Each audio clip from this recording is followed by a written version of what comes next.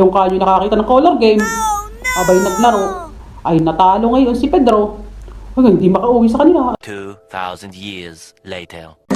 Ngayon si Pedro, inutusan ng kanyang inang bumili ng bigas. Nung unang panahon, hindi pa usong pera. Ang pinabayad dati pako, ay 1 kilong bigas, 3 pako.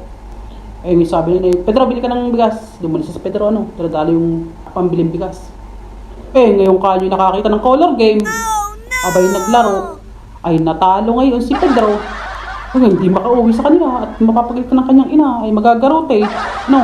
Hindi habang naglalakad siya ngayon, siya hindi niya lang magagawin niya, nakakita ngayon ng simbahan, pumasok siya ng simbahan. Sabi niya ngayon, nagdasal siya.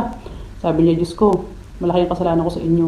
Natalo sugal, ang pambili ko ng bigas, di ko alam ang gagawin ko. Tulungan niyo ako at magbabagong buhay na ako. Sabi niya ganyan, ngayon may nalaglag na 1 pako. Hindi ngayon na, siya, tuwan-tuwa at siyempre, may pako siyang nakuha, ngayon humiling ulit. Ang sabi niya, alam po kung kalabisan na ito. Sabi niya, pwede po bang humiling pa ng isa? Sabi niya, ngayon, inalaglag ulit ang 1 pako. Ay, di tuwan-tuwa ngayon at 2 ng kanyang pako.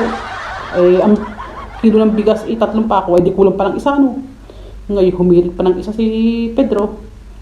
Ngayon, ang sabi niya, pwede po bang last na? Isa na lang po talaga, last na po talaga. 1 pako na lang po.